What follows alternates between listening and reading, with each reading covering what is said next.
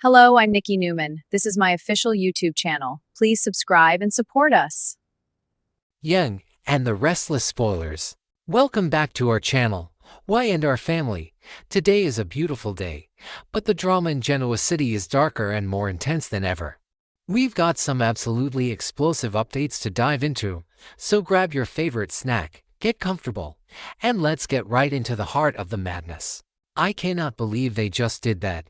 I am literally sitting here shaking, staring at my screen, rewinding the end of that weekly preview over and over again because I am in pure, unadulterated shock. And I know I need to calm down and process this rationally, but I just can't. How on earth do you end a promo with Adam Newman walking into a hotel suite alone, looking like he just watched the entire world collapse in on itself? And Chelsea screaming in a blind panic about where Nick is. I mean, the sheer terror in that final scene is going to keep me awake for days. Because let me tell you, the sheer panic in Chelsea's voice when she hugged Adam, I felt that deep in my soul. She was so overwhelmingly relieved that her man was safe, wrapping her arms around him like he was a ghost that had just come back to life. "It's so lucky you're okay," she said. But the second she pulled back and realized Nick wasn't standing right behind him, pure, unadulterated dread, and Adam's face. Oh my God, Adam's face was so grim, so utterly defeated and sad, which is really saying a lot for a guy who has been parading around Vegas in his dark, emotionally detached spider persona lately. But wait, I'm getting completely ahead of myself. Let's rewind. Let's back up to the absolute insanity that led to this horrifying cliffhanger because we desperately need to talk about that car scene. Can we talk about this? Am I the only one who felt physically ill watching Nick Newman, the supposed golden boy of Genoa City, sweating profusely and shaking out of his skin in the passenger seat? He is clearly going through the most horrific, agonizing withdrawal right before our very eyes. The man is dope sick. He is completely spiraling, losing his grip on reality. And who is sitting right next to him, behind the wheel after they switch places? Adam. Of course, it's Adam. And what does Adam do? Does he pull over? Does he rush his brother to a hospital? Does he stage a massive Newman family intervention right there on the side of a dusty Vegas highway? No. Adam literally looks over at his brother, sees him completely falling apart at the seams, and says, "Clearly you need it. Do what you need to do. I'm sorry. But what? Is Adam actually enabling his brother's drug addiction right now? Is he giving Nick the green light to take a hit right there in the passenger seat just to keep him functional enough to save Sharon and Noah? I've been watching since 2015, and this is honestly one of the darkest, most twisted, deeply uncomfortable things they've ever done with the Newman brothers. Remember when they tried this kind of edgy dynamic with Billy and his gambling phases, or even when they tried to make Nick a dark, brooding bad boy years ago? Yeah, didn't work then either. But this addiction storyline is entirely different. This is raw, ugly, and terrifyingly real. I know some people are loving this dynamic, arguing in the forums that Adam is just being pragmatic because they are heading into a literal life or death situation with Matt Clark, and they need Nick to not be in crippling, paralyzing withdrawal. But personally, I think Adam is relishing this just a tiny, microscopic bit. I mean, think about it. Nick has spent his entire adult life looking down his nose at Adam, judging his every move, playing the moral superior, and acting like the perfect son. And now Nick is the one shaking and sweating, desperate for a fix, while Adam is the one sitting calmly in the driver's seat, completely in control. So, Adam is driving. They are on their way to save Sharon and Noah from the absolute psychopath that is Matt Clark. And let's bring Reza Thompson into this conversation because Reza is honestly the MVP of this entire Vegas storyline right now. I love that she is helping them. She has been such a wild card, but right now, she is stepping up. She is the one who tells Nick, Adam, and Chelsea about the abandoned gas station where Matt keeps his inventory. And then she does something incredibly risky. She calls Matt. She actually gets on the phone with this monster and completely tries to fake him out, pretending that Adam and Nick got scared and are heading back to Genoa City. It was a brilliant play. It really was. It was the kind of quick-thinking manipulation that you expect from someone who operates in the Vegas underworld. But this is Matt Clark we are talking about. Matt is not some amateur villain of the week that you can just trick with a simple phone call. This man is a deeply disturbed, obsessed, calculating monster who has tormented Sharon for decades. And of course, he doesn't fall for Riz's trick for a single second. He somehow manages to get the upper hand on the Newman brothers the absolute minute they show up at that abandoned gas station to be the heroes. An abandoned gas station, I mean, could the setting be any more perfectly creepy and classic soap opera? It's giving me major horror movie vibes, and I am terrified. You just know that place is rigged to blow. It's a gas station, for crying out loud. Matt has his inventory stashed there, and he has Sharon and Noah trapped inside like rats in a twisted little maze. But Matt doesn't even stay to confront the brothers face to face when they arrive. No, that would be way too easy, and Matt loves to play sick games. Instead, Matt leaves the gas station completely. He slips out like a ghost and decides to watch the entire tragic, horrific scene unfold on his phone through a hidden camera. A hidden camera. The sick, twisted voyeurism of this villain is just off the charts. He is literally sitting somewhere safe, probably smirking in the dark, watching his trap spring shut on the people he hates the most in this world. And the visual we get through that grainy camera lens, it is going to haunt my nightmares until the next episode. We see Adam desperately trying to shake Nick awake. Nick is completely unconscious. He is dead to the world. Did he overdose in the car after Adam told him to do what he needs to do? Did he pass out from the sheer physical and mental toll of the withdrawal? Or did Matt do something to him when they first arrived? Did he drug him further? Whatever happened, Nick is down for the count. The great protector, the golden boy, is out cold on the dirty floor of an abandoned gas station. And then we see Sharon. Poor, traumatized, endlessly suffering Sharon, reaching out toward Nick in absolute, heartbreaking desperation. Hasn't this woman suffered enough? I mean, seriously.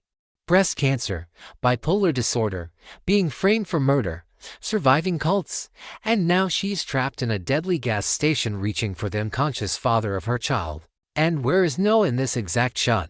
Is he hurt? Is he trying to find a way out? Is he watching his father lay there lifeless? My heart cannot take the stress of Noah being collateral damage in Matt Clark's psychotic revenge fantasy once again. Noah has been through the ringer with his family's drama, and seeing his parents like this has to be destroying him. But the thing that really, truly sent me over the edge, the thing that made me scream at my TV, was what Matt said while he was watching this unfold on his phone. He literally smiles this sick, evil smile and says, "The rich Newman boy finally hit the bad little girl. What a pity." Excuse me, what does that even mean? Hit the bad little girl? I have been racking my brain trying to decode this. Is he talking about the drugs? Like, is bad little girl some twisted, obscure street slang for whatever highly addictive substance Nick is hooked on right now, like riding the white horse or chasing the dragon?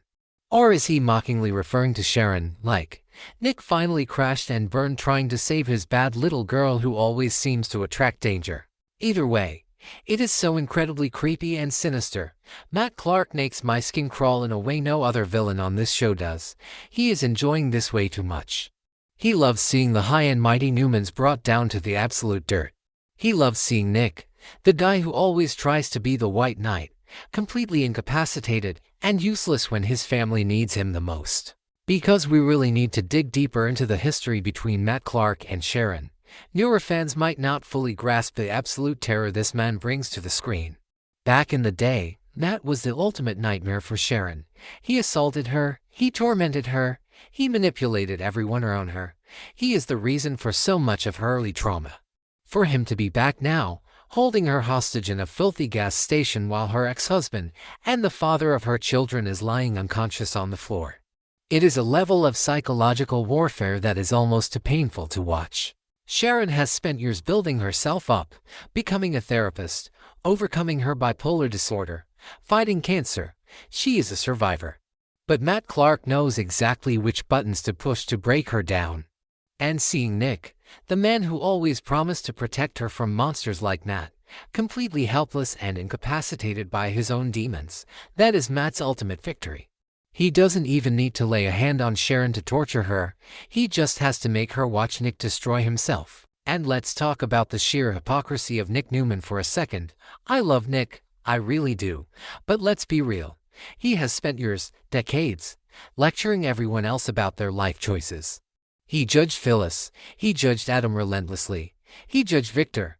He always positioned himself as the moral compass of Genoa City. And now he is a sweating, shaking mess in the passenger seat of a car, relying on his black sheep brother to literally give him permission to take a hit. Do what you need to do. Those words are going to echo in why and our history forever. It makes you wonder how long Nick has been hiding this. Addiction doesn't just happen overnight. How long has he been spiraling in secret? Was it the stress of the family drama? Was it the lingering trauma of everything with Ashlyn Locke and Victoria? Whatever triggered it, Nick is in deep trouble. And the fact that Adam is the one witnessing this fall from grace is just brilliant writing. Adam, the outcast, the one who is always accused of being the toxic element in the family, is now the only one who truly sees how broken the golden boy really is. Okay, back to the point. I need to focus. The timeline of this preview is what is really messing with my head and making me crazy. We see Nick unconscious at the gas station. We see Adam frantically trying to shake him awake. We see Sharon reaching for him through the chaos. And then, bam, hard cut. Cut to the luxury hotel suite. Adam walks in, alone. Where is Nick? Did Adam have to make a split-second impossible, heartbreaking decision to drag Sharon and Noah out of that death trap and leave Nick behind because he couldn't physically carry his unconscious brother? Did the gas station explode right after that camera feed cut out? Did Matt Clark swoop in from the shadows and kidnap Nick's unconscious body while Adam was distracted trying to save the others? I am literally hyperventilating just typing out these possibilities, because if Adam left Nick behind to die, there is no coming back from that, ever. Victor Newman will literally hunt Adam down to the ends of the earth and destroy him. Nikki will never, ever forgive him. Chelsea will look at him like he is a monster, and the spider persona won't be able to protect him from the guilt. And speaking of Nikki, can we just pause and imagine her reaction when she finally finds out her precious golden boy is a full-blown drug addict? Nikki has fought her own brutal, lifelong demons with alcoholism. She knows exactly what this disease does to a person's soul. It's going to break her heart into a million irreparable pieces. She is already dealing with so much stress, and catching Jack with Diane and all that mess. But this is her son, her Nick.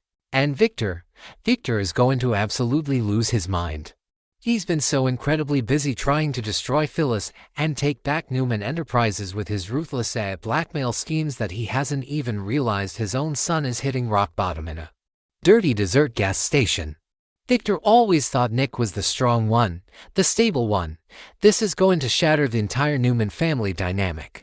But honestly, my biggest, most terrifying fear right now is that Nick is going to wake up completely alone in Matt Clark's custody. Because if Matt has Nick, game over. He has the ultimate leverage over Sharon, over Noah, over Victor, over everyone in Genoa City. Matt is a master manipulator, a true sadist. He will use Nick's addiction against him. He will torture him with it. He will withhold the drugs to make him suffer, or give him too much to push him over the edge.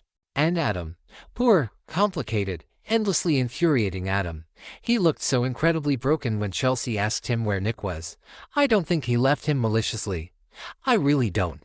Despite all their bad blood, they are brothers. I think something catastrophic, something completely out of Adam's control, happened in that gas station. Maybe Matt triggered an explosion and Adam got physically separated from them by a wall of fire. Maybe Adam genuinely thinks Nick is dead. I know I'm rambling, I know I'm going off on a massive tangent here, but I just have so many overwhelming feelings about this. The writers are really swinging for the fences with this storyline right now, and I am absolutely here for it. But I am also terrified. I don't want Nick to die. I don't want Sharon to be traumatized again for the 100th time. I don't want Adam to be blamed for a tragedy he couldn't prevent, because you know the Newmans will always blame Adam first. And let's talk about Chelsea for a second. Chelsea has been so patient, so worried about this Vegas trip. She hates the spider persona. She hates the darkness that Vegas brings out in Adam. When she greeted him in that suite, you could see the pure relief washing over her. But the moment she asked, "Where's Nick?" and saw Adam's sad, grim face, you could see her heart shatter. She knows Adam. She knows that look.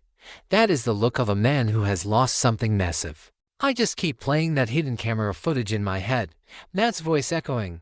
The rich Newman boy finally hit the bad little girl. It's so poetic in a deeply sick, twisted way. Nick has always had everything handed to him. He's always had the safety net of the Newman wealth. But money can't buy you out of addiction. Money can't stop the withdrawal shakes. And money certainly can't save you when Matt Clark has you trapped in an abandoned gas station. We have to wait until next week to find out what actually happened, and I honestly don't know how I'm going to survive the weekend. I'm going to be analyzing every single frame, every single pixel of that preview until Monday afternoon. Did anyone else catch the way Adam's hands were slightly shaking when Chelsea hugged him? He is traumatized. The tough, detached spider persona is finally cracking under the weight of real, or a family tragedy. Vegas has completely broken these brothers, and I don't know how they are going to put the pieces back together. So, what do you guys think? Am I totally off base here with my theories? Is Nick just sleeping off a bed high in the back of the car, and Adam is just being dramatic? Or is Nick in mortal, terrifying danger? Did Matt Clark kidnap him to torture Sharon? And seriously, what the heck does hit the bad little girl actually mean? Please tell me I'm not the